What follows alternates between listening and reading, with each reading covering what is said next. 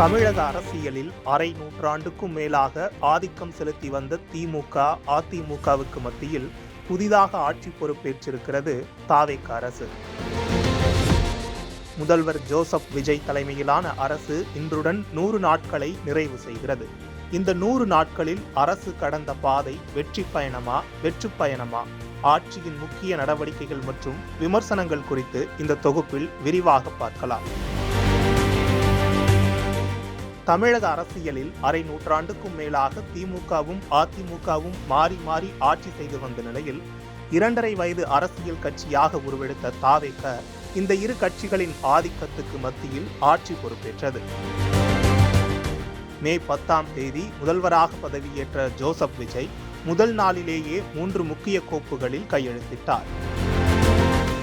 500 unit வரை மின்சாரம் பயன்படுத்தும் நுகர்வோருக்கு 2 மாதங்களுக்கு 200 யூனிட் கட்டணமில்லா மின்சாரம், பெண்களின் பாதுகாப்புக்காக மாநிலம் முழுவதும் சிங்கப்பெண் அதிரடிப்படை, போதைப்பொருள் புழக்கத்தை கட்டுப்படுத்த 65 போதைப்பொருள் தடுப்பு படைகள் என தொடக்கமே அதிரடியாக இருந்தது.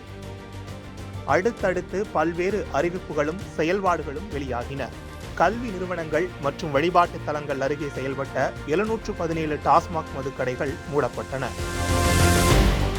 அரசு ஊழியர்களுக்கான அகவிலைப்படி 2% உயர்த்தப்பட்டு 58%இலிருந்து 60% அதிகரிக்கப்பட்டது. அம்மா உணவகங்களை சீரமைத்து தரமான உணவு வழங்க உத்தரவு பிறப்பிக்கப்பட்டது.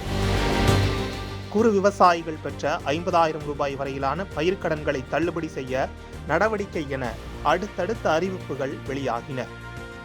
அதே நேரத்தில் மத்திய அரசுடனான உறவிலும் கவனம் செலுத்தியது தாவேக அரசு. மே 27ஆம் தேதி டெல்லி சென்ற முதல்வர் ஜோசப் விஜய் பிரதமர் நரேந்திர மோடியை சந்தித்து மேகதாது அணை மற்றும் தமிழக மீனவர் பிரச்சினை உள்ளிட்ட 4 முக்கிய கோரிக்கைகள் அடங்கிய மனுவை வழங்கியது. தொடர்ந்து ஜூன் 9ஆம் தேதி பெண்கள் மற்றும் குழந்தைகளின் பாதுகாப்புக்காக சிங்கப்பெண் சிறப்பு அதிரடிப்படை திட்டம் தொடங்கப்பட்டது. அரசு மருத்துவமனைகளில் பிறக்கும் குழந்தைகளுக்கு தாய்மாமன் தங்க மோதிரம் வழங்கும் திட்டமும் அறிவிக்கப்பட்டது.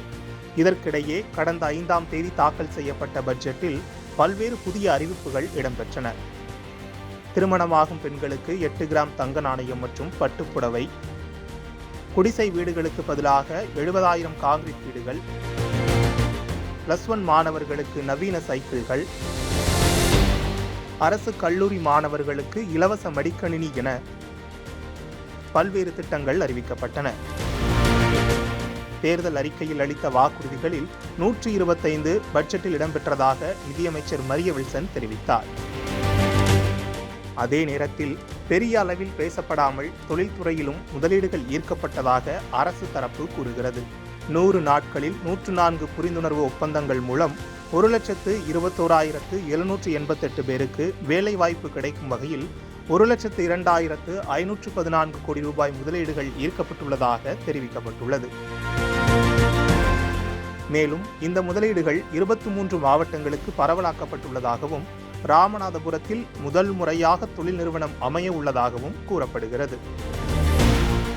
ஆனால் அரசுக்கு எதிரான விமர்சனங்களும் ஓயவில்லை. சட்டம் ஒழுங்கு பிரச்சினை, பாலியல் குற்றச்சாட்டுகள், மின் தடை, குப்பைகள் அகற்றப்படாதது என பல்வேறு பிரச்சனைகளை எதிர்க்கட்சிகள் முன்வைக்கின்றன. புதிய மற்றும் ஆக்கப்பூர்வமான திட்டங்கள் பெரிய அளவில் இல்லை என்றும் நிர்வாக குழப்பம் மற்றும் விளம்பர மோகம் அதிகமாக இருப்பதாகவும் எதிர்க்கட்சிகள் விமர்சித்து வருகின்றன. இதற்கு மத்தியில் தாவேக அரசுக்கு மற்றொரு முக்கிய அரசியல் சவாலும் இருக்கிறது. கடந்த காலங்களில் திமுக ஆட்சியில் இருந்தால் அதிமுக எதிர்க்கட்சியாக இருக்கும், அதிமுக ஆட்சியில் இருந்தால் திமுக எதிர்க்கட்சியாக இருக்கும்.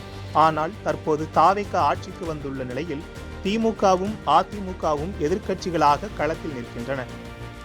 இரு கட்சிகளின் கேள்வி கணைகளையும் தாவேக அமைச்சர்கள் எதிர்கொள்ள வேண்டிய சூழல் ஏற்பட்டுள்ளது. அரசியலில் நீண்ட அனுபவம் கொண்ட இரு கட்சிகளின் விமர்சனங்களை எதிர்கொண்டு புதிய அரசு தனது ஆட்சியை நகர்த்தி வருகிறது.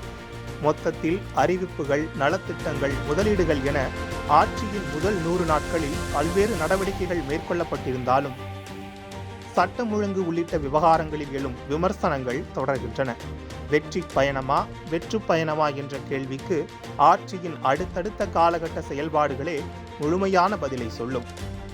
முதல்வர் ஜோசப் விஜய் தலைமையிலான தாவேகா அரசு விமர்சனங்களையும் அரசியல் சவால்களையும் கடந்து தனது வாக்குறுதிகளை எவ்வாறு செயல்படுத்தப் போகிறது என்பதுதான் இனி தமிழக அரசியலில் உன்னிப்பாக கவனிக்கப்படும் ஒரு முக்கிய விஷயமாக பார்க்கப்படுகிறது.